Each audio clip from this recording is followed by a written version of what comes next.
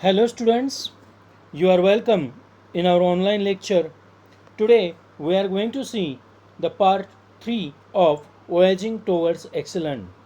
It's an autobiographical sketch of Achyut Godbole. And now see the part 3. Before this, we have discussed in part first and part second some of the background aspect and his school life, his family life in the part first and part second. Now let's see the part 3. We have discussed in part first and second म्हणजे आपण part first आणि part सेकंडमध्ये काय पाहिलं याविषयी थोडंसं जरा recap घेऊया. म्हणजेच पार्ट फर्स्टमध्ये अच्युत गोडबोले यांनी त्यांच्या बालपणाविषयी सांगितलेलं होतं. म्हणजे त्यांची चाइल्डहूड लाईफ, त्यांची मिडल क्लास फॅमिली, त्यांचं 300 फुटाचं चौरस फुटाचं असणारं घर, ज्याच्यामध्ये कुठल्याही प्रकारची एअर कंडिशनर सुविधा, पंखा, फ्रीज, गिझर, डायनिंग टेबल किंवा गॅस स्टोवसुद्धा नव्हता. त्यांनी नंतर कॉलेजच्या लाईफविषयी सांगितलं. ते कॉलेजला गेल्यानंतर त्यांना घड्याळ मिळालं. आणि दुसरं एक सांगितलं की त्यांची साहित्याकडे वाटचाल कशा पद्धतीने झाली. कसं तर त्यांच्या घरामध्ये विदा करंदीकर, मंगेश पाडगावकर, वसंत बापट यासारखे कवी त्यांच्या घरी येत होते. आणि दुसरं म्हणजे मराठी आणि इंग्रजी कविता आणि साहित्य याविषयी जोरदार चर्चा रंगलेली असायची त्यांच्या घरामध्ये. त्यानंतर Keshavsut, Mardhekar, Shakespeare, Charles Dickens, Thomas Hardy यांच्याबद्दल ही चर्चा त्यांच्या कानावरती पडत असायच्या. तसंच कुमार गंधर्व आणि भीमचंद जोशी तसेच जसराज यांच्यासारखी मंडळी त्यांच्या घरी भेटी देत होती.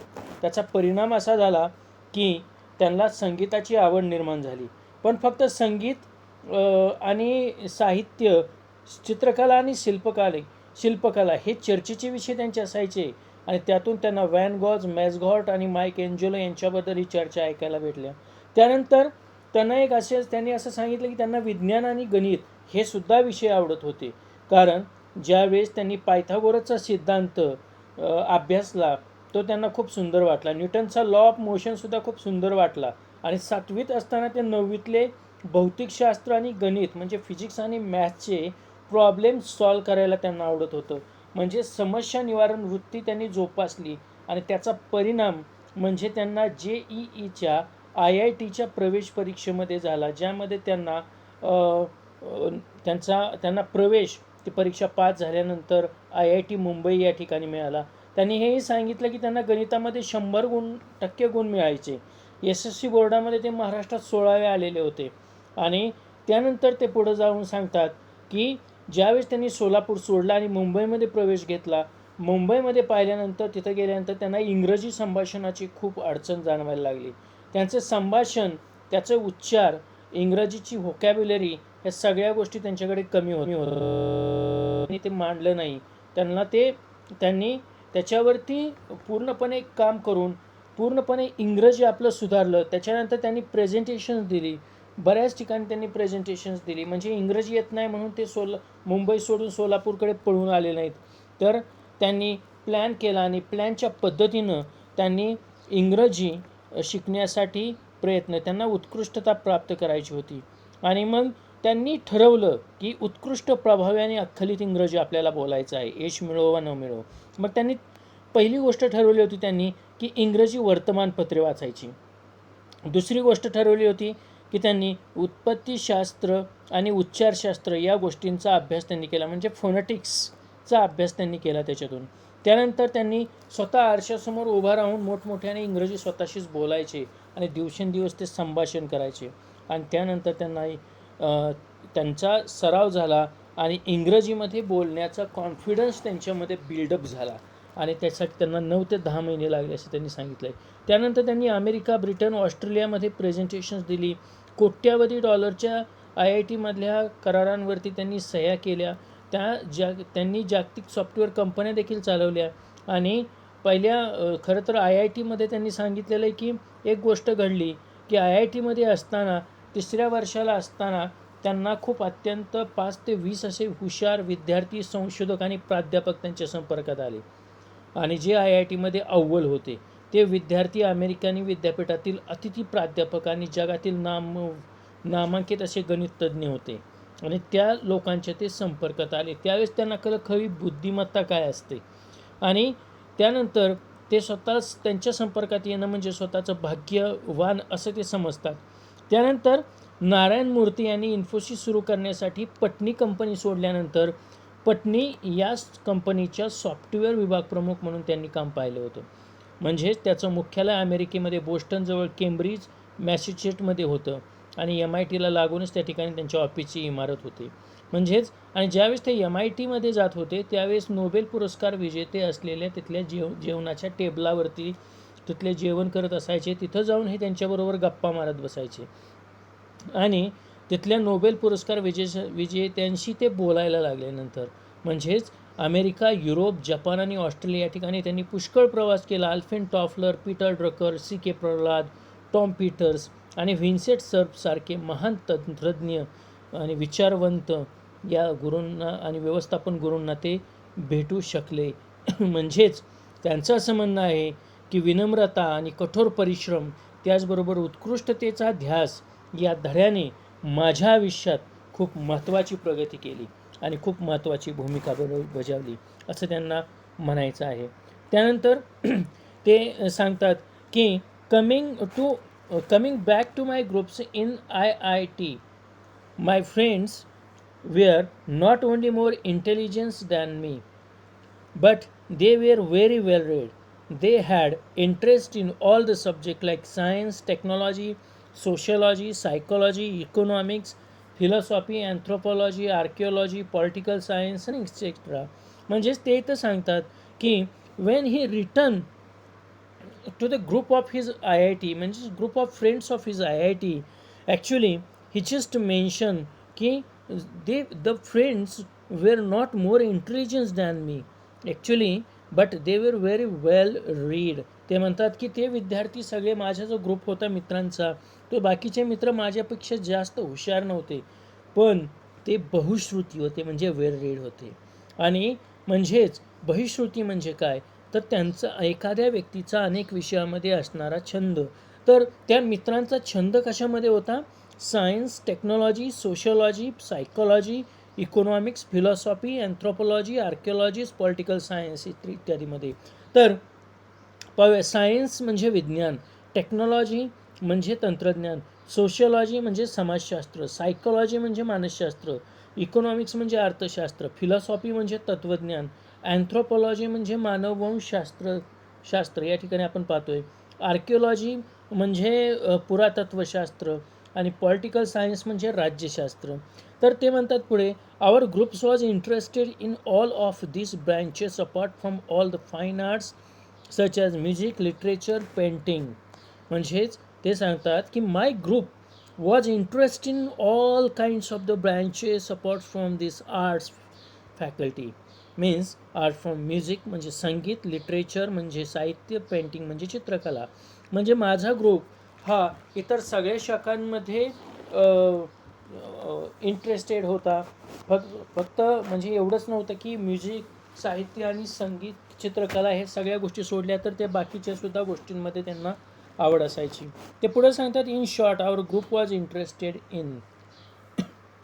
म्हणजे ते सांगतात की in short our group was interested in म्हणजे थोडक्यात सांगायचं म्हटलं तर आमचा जो ग्रुप होता हा खूप इंटरेस्टेड होता. तो कशामध्ये इंटरेस्ट होता? त्यांना खूप आवड होती. कशामध्ये आवड होती? की ते म्हणतात की almost anything under the sun and which concern human life and existence. Let's see की ऑलमोस्ट एनिथिंग अंडर द सन.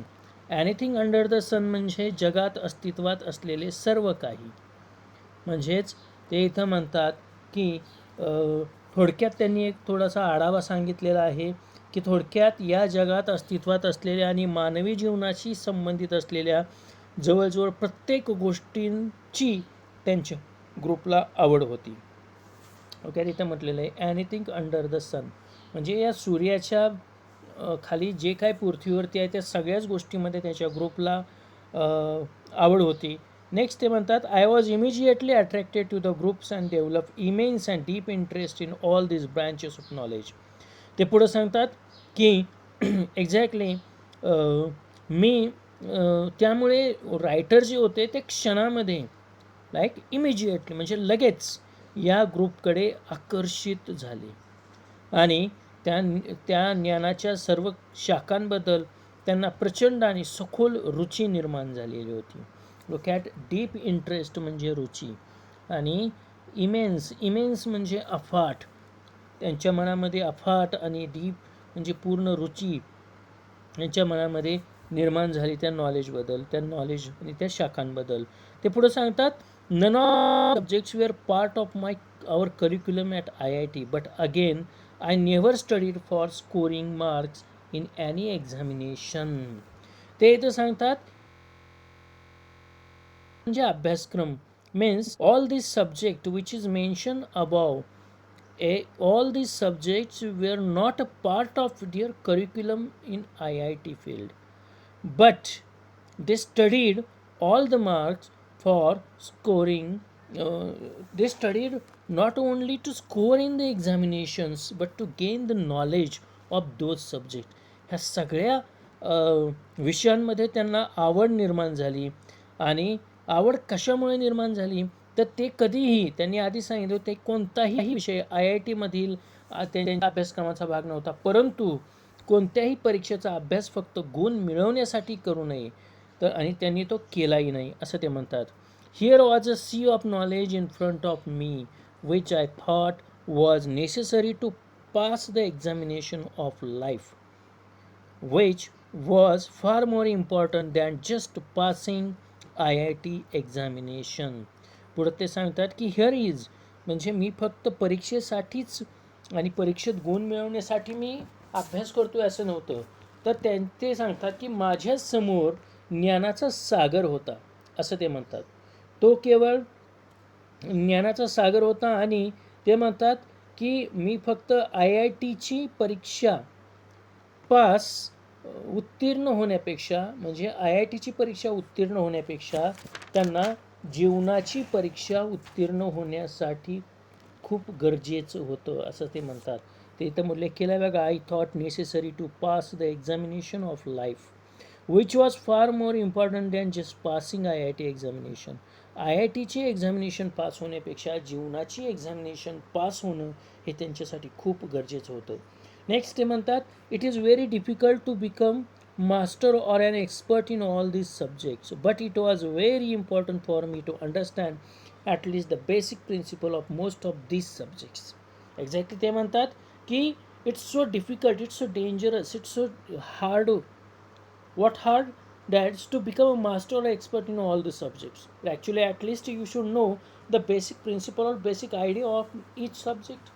त्यांनी असं टार्गेट केलेलं होतं की प्रत्येक विषयामध्ये मास्टर आणि तज्ज्ञ होणे खूप कठीण आहे हे त्यांना माहिती होतं, परंतु प्रत्येक विषयाची मूलभूत तत्त्वे समजून घेणं हे त्यांच्यासाठी खूप महत्त्वाचं होतं आणि तेच त्यांनी ती मूलभूत तत्त्वे समजून घेतलेली होती. प्रिन्सिपल्स म्हणजे तत्त्व. Next, any of us could easily top the GRE examinations and get to the US. Exactly, he mentioned that so all of his group of his friends could pass GRE examinations and they can migrate to the US. म्हणजे त्याच्या ग्रुपमधले बरेच जण सहजरित्या GREची examination pass होऊन US म्हणजे अमेरिकेला migration केलेलं असतं. मायग्रेट म्हणजे स्थलांतर करणं. तर बरेचसे विद्यार्थी त्याचे मित्र हे GREची एक्झामिनेशन पास होऊन अमेरिकेलाही जाऊ शकले असते सहजपणे, पण तथापि त्यांनी तसं केलं नाही. काय केलं तर however that thought never even touch our minds. पण तो विचार त्यांच्या मनाला कुठलाही मनात आला नाही किंवा त्यांच्या मनाला स्पर्शही केला नाही त्या विचाराने. तर काय केलं तर त्यांनी ते म्हणतात, to understand the world and how it works and serving India and her principle was far more important to us. What was they were work for only for India and Indians. Exactly he works म्हणजेच हे जग आणि त्याचे कार्य समजून घेणे हे त्यांच्यासाठी महत्त्वाचे होतं आणि केवळ भारत आणि भारतीयांची सेवा करणं हे त्यांच्यासाठी अधिक महत्त्वाचं होतं असं ते म्हणतात. Next he mention, therefore I plunged into all these branches of knowledge. Plunge into plunge into म्हणजे झोकून देणे. म्हणून ते म्हणतात की सगळ्या ज्ञानाच्या सर्व शाखांमध्ये त्यांनी स्वतःला झोकून दिलं. म्हणजे आर्ट्स असो, कॉमर्स असो, अथवा IT असो, और सायन्स असो, और मॅथ्स असो, त्या प्रत्येक शाखेमध्ये त्यांनी स्वतःला झोकून दिलं. Next he mention, it was a period of renaissance for me. Renaissance म्हणजे पुनरुज्जीवन करणे. आणि तो जो पिरियड होता, तो काळ त्यांच्यासाठी पुनरुज्जीवनाचा होता. We use to discuss about relativity. ते त्यावेळेस कशाविषयी चर्चा करायचे? रिलेटिव्हिटी म्हणजे ते आणि त्यांचे मित्र दररोज रात्री उशिरापर्यंत सापेक्षतावाद म्हणजे relativity, big bang theory, aesthetic म्हणजे सौंदर्यशास्त्र, लिटरेचर म्हणजे साहित्य, फिलॉसॉफी म्हणजे तत्त्वज्ञान, इकॉनॉमिक्स म्हणजे अर्थशास्त्र, and many other subjects every day until late into the nights. म्हणजे त्यांनी नॉलेज मिळवण्यासाठी खूप रात्री उशिरापर्यंत सापेक्षतावाद, बिग बँग थेरी, सौंदर्यशास्त्र, साहित्य, तत्त्वज्ञान, अर्थशास्त्र आणि असंख्य अशा अनेक विषयापर्यंत खूप रात्री उशिरापर्यंत ते चर्चा करत बसलेले असायचे. Then he mention, my cupboard was full of books right. ते म्हणतात त्यांच्या कबर्ड म्हणजे कपाट, त्यांच्या कपाटामध्ये खूप अशी पुस्तकं होती जी वेगवेगळ्या विषयाला घेऊन आलेली होती. It is only because of the human curiosity that we have been able to make such a great progress in science and technology and social sciences. It is only because त्यांच्या कपाटामध्ये बरीच वेगवेगळ्या प्रकारची पुस्तकं होती. ते कशासाठी होती?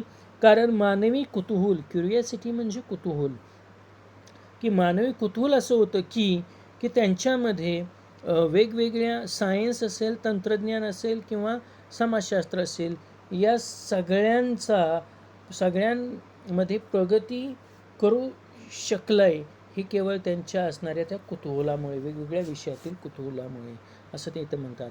म्हणजे इथं म्हणतात इट इज ओनली बिकॉज, हे सगळं घडलं कारण की ते यशस्वी झाले, कारण त्यांना जी मानवी उत्कंठा होती, कुतूहल होतं या वेगवेगळ्या म्हणजे विज्ञान असेल, तंत्रज्ञान असेल, सोशल सायन्समधल्या प्रगतीचा आढावा घेण्यासाठी, आणि ते घेऊनच ते सगळ्या गोष्टींमध्ये ते पारंगत झाले. पुढे ते म्हणतात, I have a number of limitations but one thing I am proud of is the curiosity, humility and humanity etcetera, concern for our fellow human beings. पुढे ते म्हणतात, I have number of limitations म्हणजे I have too many limitations in my life, असं अच्युत गोडबोले सांगतात. Limitations मर्यादा, त्यांच्या आयुष्यामध्ये खूप मर्यादा होत्या. पण मर्यादा तर होत्याच, पण कोणत्या? परंतु एका गोष्टीचा त्यांना खूप अभिमान वाटत होता, तो म्हणजे त्यांच्याकडे असलेलं एक उत्कंठा, कुतूहल, विनम्रता, मानवता. Next actually he is talking about how he learn the values during his IIT मध्ये ते कशा पद्धतीनं मूल्ये शिकले हे त्यांनी उल्लेख केलेला आहे या ठिकाणी. आणि ते इथं म्हणतात की ते ठाम बुद्धिप्रामाण्यवाद आणि समानता यावरती त्यांचा ठाम विश्वास बसलेला आहे असं त्यांनी सांगितलं.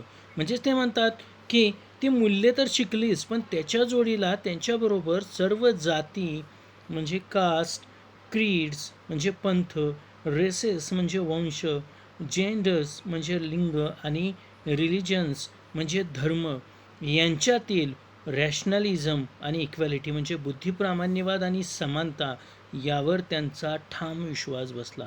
फर्म बिलिव्हर म्हणजे ठाम विश्वास बसणे. Next mention, I started treating nature as a God and humanity as a religion. त्यानंतर ते म्हणतात की मी निसर्गाला देव आणि मानवतेला धर्म मानू लागलो, असं त्यांनी याच्यामध्ये उल्लेख केला. Next he mention, I pass from IIT, join a non-violent social movement for tribal with Sarvodaya, participated in a peaceful satyagraha, went to jail for 10 days, came back to Mumbai, was jobless for a while, worked for rupees 125 a month to supervise worker at night shift, in a mechanical workshop, changed 13 houses in Mumbai, and finally settled on information technology is my career. Look at how he mentioned that. He just returned to his IIT. When he passed IIT, he joined a non-violent social movement for tribals, and he worked with Sarvodaya. That is, Sarvodaya is a social movement. Participated a peaceful satyagraha, and he went to jail for 10 days. Then he came back to Mumbai jobless, and he work as a supervisor in the night at the night shifts, and he worked in the mechanical workshop, and he also changed 13 houses in Mumbai. म्हणजे ते IIT जेव्हा pass झाले त्यावेळेस त्यांनी सर्वोदय या आदिवासींसाठी असलेल्या अहिंसक सामाजिक चळवळीमध्ये ते सामील झाले. शांततेच्या अहिंसक सामाजिक चळवळीमध्ये ते ज्यावेळेस सामील झाले, त्यांनी शांततेसाठी एका सत्याग्रहामध्ये त्यांनी भाग घेतला, आणि सत्याग्रहामध्ये भाग घेतला म्हणून त्यांना 10 दिवस तुरुंगामध्ये जावं लागलेलं होतं. त्यानंतर ते तुरुंगातून बाहेर आल्यानंतर ते मुंबईला आले. काही काळ जॉबलेस म्हणजे बेकार राहिले. त्यानंतर 125 रुपये महिना पगारावरती त्यांनी सुपरवायझरची नोकरी केली, जे एका मेकॅनिकल वर्कशॉपमध्ये रात्रपाळीच्या कामगारांवरती देखरेख ठेवण्याचं काम होतं. मुंबईमध्ये आल्यानंतर त्यांनी जवळजवळ 13 घरं बदलली, आणि ही मेन्सो mention and finally settle on information technology is my career. आणि शेवटी ते त्यांच्या मूळ करिअर म्हणजे IT मध्ये पुन्हा ते स्थायिक झाले, सेटल झाले, स्थिरावलं गेलं. अशा पद्धतीची त्यांची लाईफ होती. Then he mention, I spend 32 years in information technology, out of which I was chief executive officer or MD or the software head for 23 years for large global multinational software companies with thousands of software professionals worldwide, and 6 offices in US, 3 in Europe, 1 in Japan, and 1 in Australia. म्हणजेच ते इथं म्हणतात की exactly माहिती तंत्रज्ञानातील एकूण 32 वर्षे त्यांनी सेवा केली.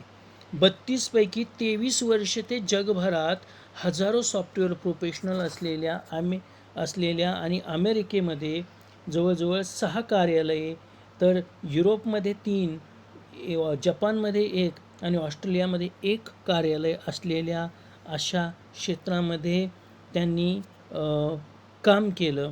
आणि जपान आणि एक कार्यालय असलेल्या मोठ्या ग्लोबल बहुराष्ट्रीय सॉफ्टवेअर कंपन्यांसाठी मुख्य कार्यकारी अधिकारी आणि कार्यकारी संचालक आणि सॉफ्टवेअर प्रमुख म्हणून ते कार्यरत होते. चीफ एक्झिक्युटिव्ह ऑफिसर म्हणजेच मुख्य कार्यकारी अधिकारी, सॉफ्टवेअर हेड म्हणजे सॉफ्टवेअर प्रमुख, आणि दुसरं MD म्हणजे मॅनेजिंग डायरेक्टर म्हणजेच कार्यकारी संचालक, अशी पदं त्यांनी या IT कंपन्यांमध्ये त्यांनी भूषवलेली आहेत. Next he mentioned, I had to travel all over the globe around 150 times for business. ते म्हणतात की मला जगभरामध्ये 150 वेळा तरी किमान प्रवास करावा लागला. ड्युरिंग दिस पिरियड, या काळामध्ये, I had also written 4 books with 500 to 700 pages each on information technology published by Tata McGraw-Hill and then translated into Chinese for global distributions.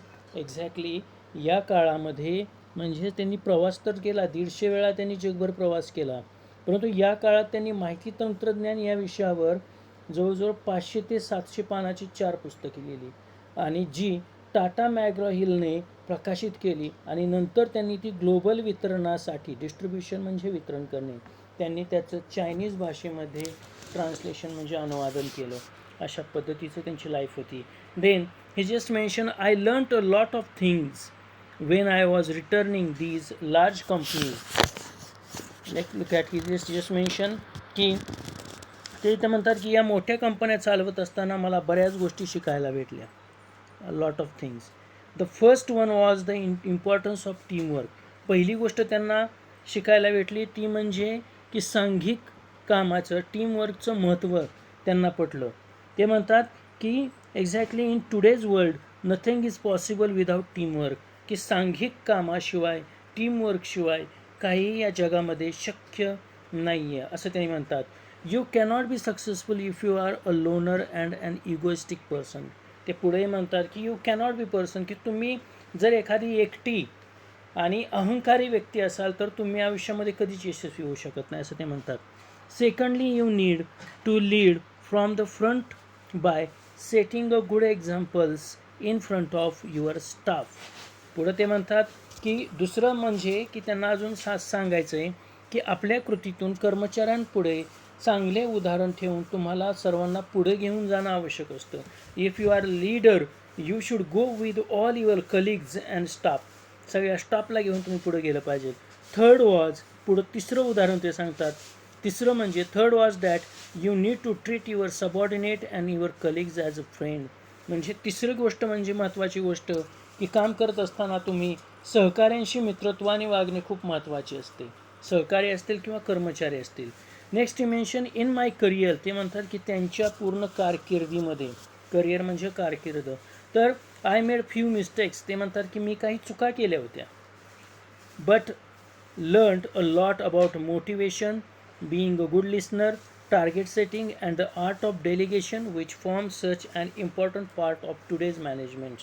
ते पुढे म्हणतात की माझ्या कारकिर्दीमध्ये मी काही चुका केल्या. I committed some mistakes, but he mention today's management is an important part to make to keep motivation और टू क्रिएट मोटिवेशन्स. म्हणजे एक्झॅक्टली त्यांना एक शिकायला भेटले की खूप मोठी प्रेरणा त्यांना शिकायला भेटली.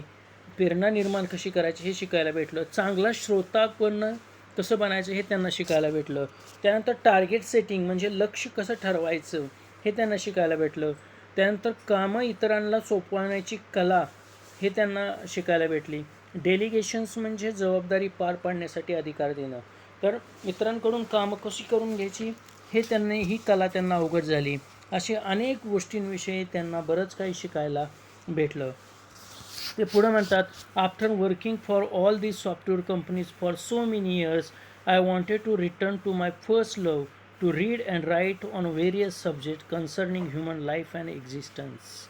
ते पुढे म्हणतात, आफ्टर वर्किंग म्हणजे या सर्व सॉफ्टवेअर कंपन्यांमध्ये बरीच वर्ष काम केल्यानंतर ते त्यांना आवडत्या गोष्टीकडे म्हणजे मानवी जीवन आणि अस्तित्व यांच्याशी संबंधित असलेल्या विषयांबद्दलचं वाचन आणि लेखन करण्याकडे त्यांना वळायचं होतं. आणि म्हणून ते म्हणतात, I gave up two offers of around 3 crore rupees per annual to become a writer. म्हणून त्यांनी लेखक बनण्यासाठी त्यांना 2 ऑफर आलेल्या होत्या. प्रत्येक वर्षी 3 कोटी रुपयाच्या 2 ऑफर्स त्यांनी त्या धुडकावून लावल्या आणि ते सोडून ते शेवटी लेखक झाले. गेव अपचा अर्थ आहे टू स्टॉप डुईंग समथिंग असा अर्थ होतो त्याचा, म्हणजे एखादी गोष्ट सोडून देणे. Then this is how my second inning as a writer in Marathi began. आणि या पद्धतीनं त्यांची जी दुसरी इनिंग होती म्हणजे एक्झॅक्टली की मराठीत लेखक म्हणून त्यांचा दुसरी इनिंग म्हणजे दुसरं पर्व त्यांचं सुरू झालेलं होतं. Next he just mention, after this I have written about 34 books in Marathi. लेखक झाल्यानंतर त्यांनी जवळजवळ 34 पुस्तकं मराठीमध्ये लिहिली. Most of them have become best sellers with 10 of thousands of copies sold for each. ते इथं म्हणतात की most of them have become best sellers. म्हणजे मी जी 34 पुस्तकं लिहिली याच्यापैकी काही पुस्तकांची विक्री ही खूप झाली, म्हणजे सर्वाधिक विक्री झाली. बेस्ट सेलर म्हणजे सर्वाधिक विक्री होणे. आणि त्यापैकी 10 of thousands of copies sold for each. त्यांच्यामध्ये प्रत्येकी लाखो प्रती त्यांच्या विकल्या गेल्या. अर्थात या पुस्तकांची विक्री किंवा त्यातून मिळणाऱ्या पैशापेक्षा ही हजारो पुस्तकं वाचकांच्या म्हणजे रीडरच्या आयुष्यामध्ये खूप महत्त्वाचं स्थान किंवा बदल घडवून आणत आहे असं त्यांना म्हणतात. ते म्हणतात, however it is not the sale for money that is important to me as much as the fact that these books have brought about very good changes in lives of thousands of readers. त्यांचे जे वाचक होते readers यांच्या हजारो वाचकांमधल्या आयुष्यामध्ये या पुस्तकांमुळे खूप बदल झाले हे त्यांच्यासाठी खूप महत्त्वाची गोष्ट होती. After reading my ॲटोबायोग्राफी Musafir and a book on psychology मनात, hundreds have come out of depression and more than a dozen have give up thought of committing suicide and decided to start all afresh. म्हणजे ते म्हणतात की त्यांनी जी ॲटोबायोग्राफी म्हणजे स्वतःच्या जीवनाविषयी लिहिलेलं पुस्तक, हे म्हणजे आत्मचरित्र ज्याला म्हणतात, त्यांची स्वतःचं आत्मचरित्र जे लिहिलेलं होतं मुसाफिर आणि मानसशास्त्रावरचं एक पुस्तक आहे मनात, हे पुस्तक वाचल्यानंतर शेकडो लोक नैराश्यातून बाहेर आले आणि डझनभरपेक्षा जास्त लोकांनी आत्महत्या करण्याचा विचार सोडून नव्याने आयुष्य निर्माण करायचं सुरू करायचं त्यांनी निर्णय घेतला. Next, who there are hundreds who tell me that they uh, understood they understood the theory of relativity or Big Bang after reading my book on science, Kimiagar. पुढे ते म्हणतात की actually he wrote Kimiyagar, it's about the theory of big bang or theory of science or theory of relativity. म्हणजेच त्यांनी लिहिलेले जे काय पुस्तक होतं त्या पुस्तकाचं नाव होतं किमियागार. हे विज्ञानावरती आधारित असलेलं पुस्तक होतं. त्याच्यामधला सापेक्षतेचा सिद्धांत आणि बिग बँग हे त्या पुस्तकामुळे बऱ्याच लोकांना वाचकांना समजलं.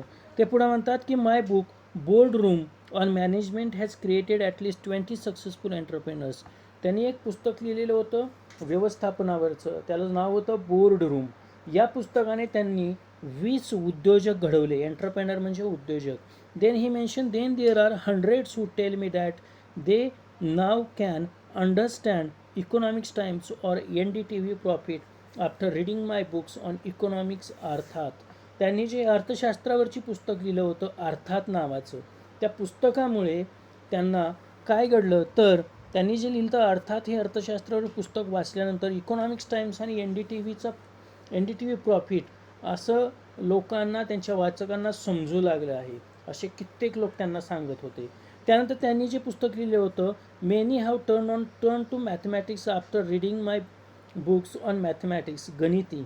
The same is true about my books on Indian music, नादवेन. Then English literature Zapurza, painting canvas, western films limelight and western music symphony, or books such as Genius series, रक्त और विटॅमिन और अनर्थ.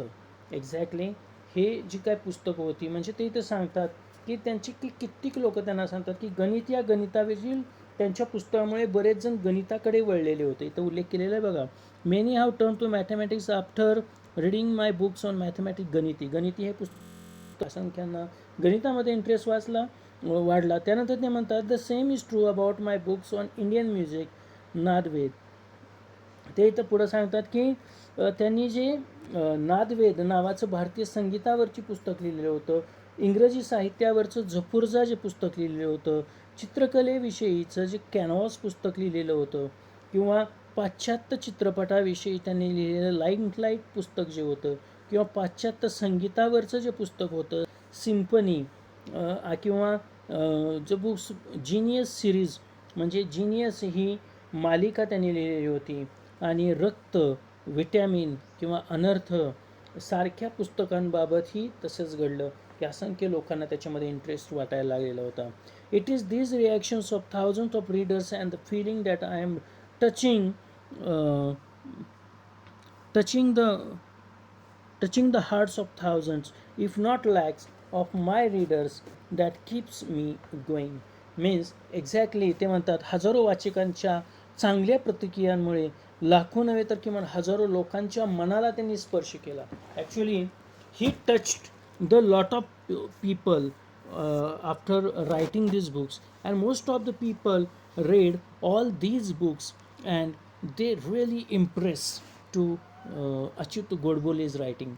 Then next he mentioned here in the last paragraph, why am I telling you my story? Actually all the students, dear students, you must have a question. तुमच्या मनामध्ये एक question असेल की एक प्रश्न पडला असेल की अच्युत गोडबोले हे सगळं त्यांच्या आयुष्याविषयी का आपल्याला सांगतायत, तर का सांगतायत याचं उत्तर ते दिलेलं आहे. When I look back, there are a number of lessons and values that I cherish and keep learning about even today. Some of these are thirst for knowledge, curiosity, humility, humanity, rationality, equality, teamwork, quest for excellence, never say die, thinking bigs. Means he mentioned here, means he's mentioned just why am I telling you my story. माझी कथा मी तुम्हाला का सांगत आहे, मी तुम्हाला माझी कथा का सांगत आहे, तर ते म्हणतात की ज्यावेळेस मी मागे वळून पाहतो तेव्हा मी शिकलेले अनेक धडे आणि मूल्ये माझ्या मनात मी अजूनही जपून ठेवलेले आहेत आणि ते आजही शिकत आहेत. ते धडे कुठले आहेत हे तुमच्या सगळ्यासाठी साठी विद्यार्थी मित्रांनो खूप महत्त्वाचं आहे की त्यांनी जे काही शिकले धडं त्यांना काही लेसन शिकायला भेटले. त्यातील पहिली गोष्ट होती थर्स्ट फॉर नॉलेज, म्हणजे ज्ञानाची आस असणं. क्युरियासिटी म्हणजे एखाद्या गोष्टीची शिकण्याचं कुतूहल. ह्युमिलिटी म्हणजे विनम्रता. ह्युमॅनिटी म्हणजे मानवतावाद. रॅशनॅलिटी म्हणजे तर्कसंगतता, विवेकबुद्धी. इक्वॅलिटी म्हणजे समानता. टीमवर्क म्हणजे सांघिक कार्य. क्वेस्ट फॉर एक्सलन्स म्हणजे उत्कृष्ट होण्याचा शोध घेणे. अँड म्हणून never said I thinking big. कधीही तुम्ही हार मानण्याची वृत्ती ठेवू नका. नेहमी थिंकिंग बिग, उच्च विचारश्रेणी तुम्ही तुमच्या आयुष्यामध्ये ठेवा, असं अच्युत गोडबोले यांनी या स्टोरीमधून सांगितलेलं आपल्याला दिसतं.